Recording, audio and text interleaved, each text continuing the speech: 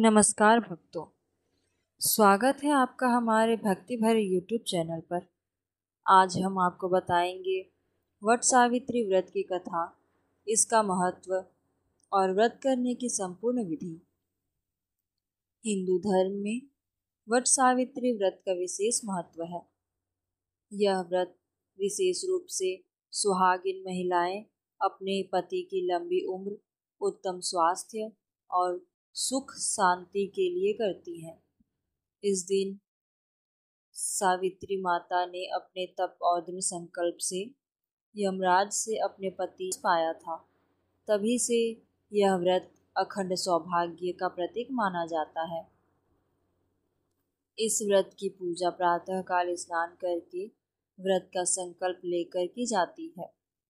What वृक्ष की पूजा करके उसकी जड़ में जल अर्पित किया जाता है। फिर कलावा से वट वृक्ष के चारों ओर 7 या 21 बार परिक्रमा की जाती है।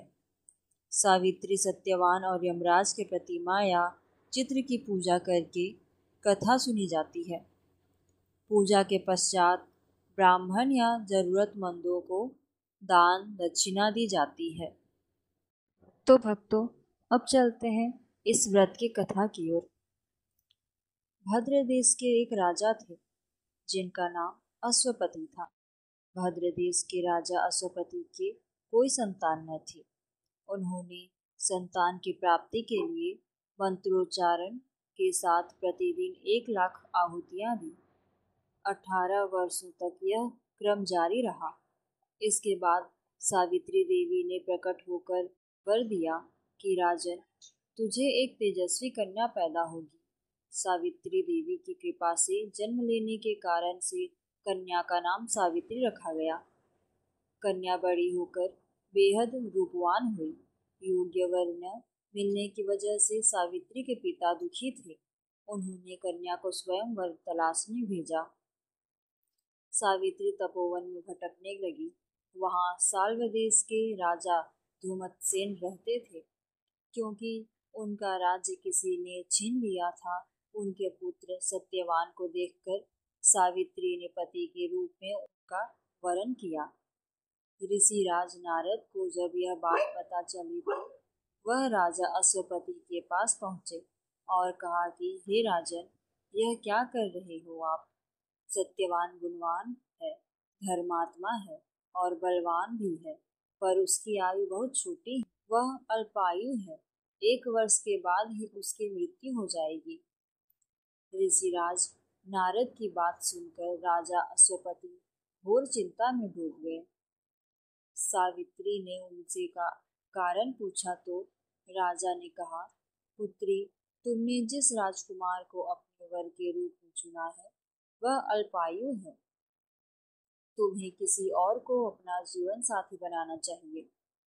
इस पर सावित्री ने कहा कि पिताजी, आर्य कन्याएं अपने पति का एक बार ही वरण करती हैं। राजा एक बार ही आज्ञा देता है और पंडित एक बार ही प्रतिज्ञा करते हैं और कन्यादान भी एक ही बार किया जाता है।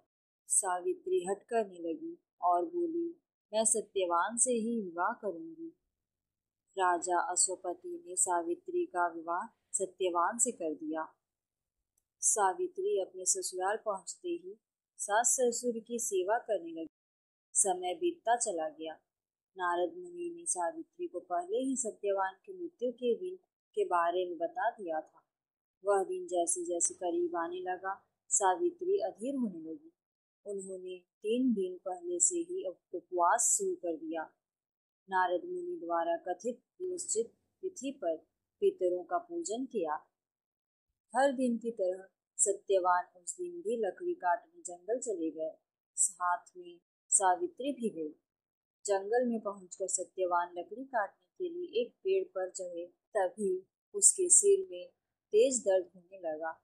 दर्द से व्याकुल सत्यवान पेड़ से नीचे उतर गए।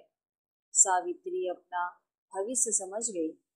सत्यवान के सिर को गोद में रखकर सावित्री सत्यवान का सिर सहलाने लगी। तभी वहां यमराज आते दिखे।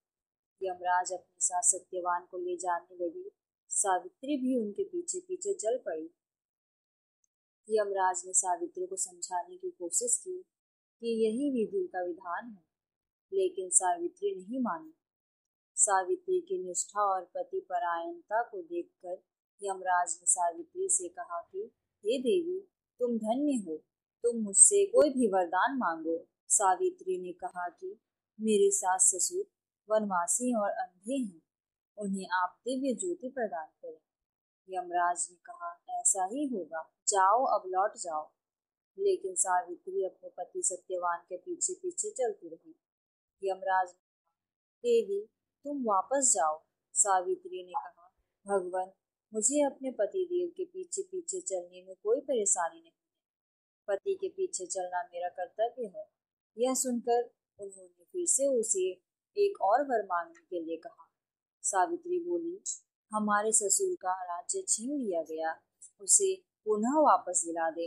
यमराज ने सावित्री को यह वरदान भी दे दिया और कहा, अब तुम लौट जाओ। लेकिन सावित्री पीछे पीछे चलती रही। यमराज ने सावित्री को तीसरा वरदान मांगने को कहा। इस पर सावित्री ने 100 संतानों और सौभाग्य का वरदान मांगा। यमराज ने इसका वरदान भी सावित्री को दे दिया। सावित्री ने यमराज से कहा कि प्रभु, मैं एक पतिव्रता पत्नी हूँ और आपने मुझे पुत्रवती होने का आशीर्वाद दिया है। यह सुनकर यमराज को सत्यवान के प्राण छोड़ने पड़े। यमराज अंतर्ध्यान हो गए और सावित्री उसी वटवृक्ष के पास आ गई जहाँ उसके पति का मृत शरीर पड़ा था। सत्यवान जीवंत हो गया और दोनों खुशी खुशी अपने राज्य की ओर चल पड़े। दोनों जब घर पहुंचे तो देखा कि माता पिता को दिव्य ज्योति प्राप्त हो गई है। इस प्रकार सावित्री सत्यवान चिरकाल तक राज्य सुख भोगते रहे। अतः पतिव्रता सावित्री के अनुरूप ही प्रथम अपने सास ससुर का उचित पूजन करने के साथ ही अन्य विधियों को प्रारंभ करें। वट सावित्री व्रत करने और इस कथा को सुनने से उपवासक के वैवाहिक जीवन या जीवन साथी की आयु पर किसी प्रकार का कोई संकट आया भी हो तो वो टल जाता है।